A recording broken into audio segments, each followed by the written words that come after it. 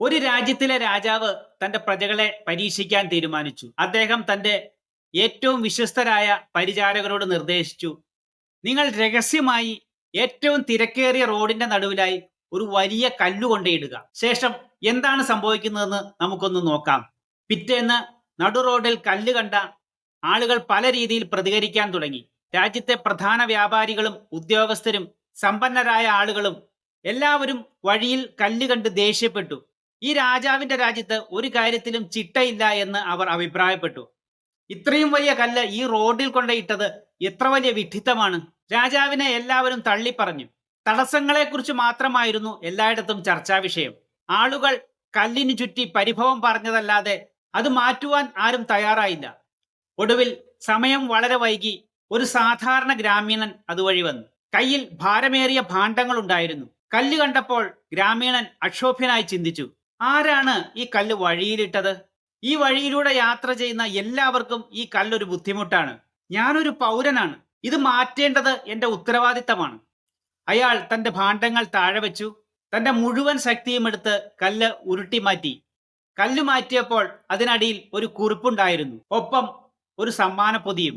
ഈ രാജ്യത്തെ ഏറ്റവും പൗരബോധമുള്ള ആളിന് രാജാവിന്റെ വക സമ്മാനം എന്നായിരുന്നു കുറിപ്പിലുണ്ടായിരുന്നത്. സുഹൃത്തുക്കളെ, പ്രവർത്തിക്കുന്നവരുടെ ശ്രദ്ധ എപ്പോഴും പരിഹാരങ്ങളിലാണ്. പ്രശ്നങ്ങൾ ഉണ്ടാവുമ്പോൾ അവർ ആരെയും കുറ്റപ്പെടുത്തുകയില്ല. സാഹചര്യം മോശമാണെന്ന് അവർക്കറിയാമെങ്കിലും എങ്ങനെ ആ സാഹചര്യത്തെ മെച്ചപ്പെടുത്താമെന്ന് അവർ ചിന്തിക്കുന്നു. പരാതിപ്പെടുന്നവരുടെ ശ്രദ്ധ എപ്പോഴും പ്രതിബന്ധങ്ങളിൽ മാത്രമായിരിക്കും. എങ്ങനെ ഒരു പ്രശ്നം പരിഹരിക്കാം എന്നതിനേക്കാൾ എന്തുകൊണ്ട് അത് പരിഹരിക്കാൻ കഴിയില്ല എന്നതിന് അവർ കാരണങ്ങൾ തേടുന്നു. പരാതികൾ നിങ്ങളുടെ സാഹചര്യങ്ങളെ മാറ്റില്ല. അത് നിങ്ങളുടെ മനസ്സിനെ നിശ്ചലമാക്കുന്ന ഒരു ചങ്ങല മാത്രമാണ്. പരാതിപ്പെടുന്നവർ എന്തുകൊണ്ട് ലോകം മോശമായി എന്ന് ചിന്തിക്കുമ്പോൾ പ്രവർത്തിക്കുന്നവർ ആ ലോകത്ത് മാറ്റമുണ്ടാക്കുകയാണ് ചെയ്യുന്നത്. പരാതിപ്പെടുന്നവർക്ക് എപ്പോഴും അവരുടെ നിഷ്ക്രിയത്വത്തെ ന്യായീകരിക്കാൻ കാരണങ്ങളുണ്ടാവും. എന്നാൽ പ്രവർത്തിക്കുന്നവർക്ക് അവരുടെ വിജയഗാഥകളായിരിക്കും എപ്പോഴും തുണ. സമയമില്ല, വിഭവങ്ങളില്ല എന്ന പരിദേവനം മതിയാക്കി കയ്യിലുള്ളതിനെ ആയുധമാക്കി കർമ്മപഥത്തിലേക്ക് കുതിക്കുക.